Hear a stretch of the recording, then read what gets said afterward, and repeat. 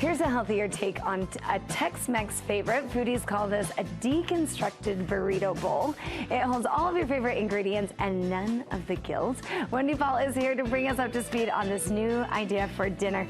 What is to love about this deconstructed bowl? I mean, I can kind of see because it looks gorgeous. I know, it's beautiful, right? But I love it because it's nice, healthy ingredients thrown into a dinner, and it's done in less than 30 minutes. So hooray, right? Say no more. Every child will be happy.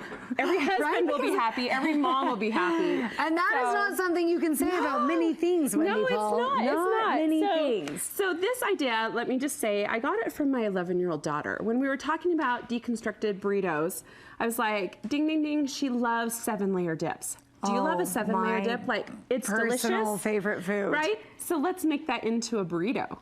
I love. Right? I love. Okay. So where do you start? Do you have a tortilla or no? So, yes, so you start with a tortilla. And I do love these tortillas. The fresh tortilla land that you just cook yourself. And you could do a corn tortilla if your family prefers that. I like the flour. If you're gluten-free, something like that. Yeah, gluten-free, anything like that. So you just cook your tortilla and you put it in the bottom of the bowl. I do love these bowls. Those are quite the bowls. I might have to go get these bowls so that I can make this. I love them. Okay, so then you're gonna start just like you do with a 7-layer dip, right? We're gonna layer. Perfect. I think having all the ingredients out, having everything ready, and then have your kids have their bowl, and they can just go down the assembly line and just make it how they want it. And like you said before, that's the key to some of these meals and making it work when you've got, you've got adults who are in their 40s, and you've got kids who are in their teens, and babies. It's just hard to please everyone. When my kids are involved in making dinner, they tend to not complain. They tend. Most of the time they don't complain, and they eat it all, right? We would all be making this dinner tonight for sure. So just black beans, but you could really do probably even a refried. You could do refried. Whatever. I say make it your own, make what your family loves. Okay. So for the Mexican rice, I did brown rice because it's a good whole grain. You could also do quinoa. That would be really yummy. I would just make your quinoa, and then I added a drained can of Rotel. And a little bit of salt and a little bit of lime juice to this. So that's super fast. Salt, lime juice, Rotel, those cut up tomatoes. Okay. Yeah, it's just the cut up tomatoes. Do you and cook it with the tomatoes, or are you kind of making the rice? I did not, but you could. The rice as a base, and then you could. You could cook it with it. Okay. Yeah, I just added afterward because it's just easy. Okay. And then another way to make it healthy is I chose to do ground turkey. I use ground turkey for most of my recipes that call for ground beef. Okay, super easy. Trick. Really lean. Yep. Same flavoring. Are you using the taco packet? I made my own. I just did my own. So I just did cumin, chili powder, salt, a little bit of garlic, and a little bit of smoked paprika. Okay, so there's your next layer.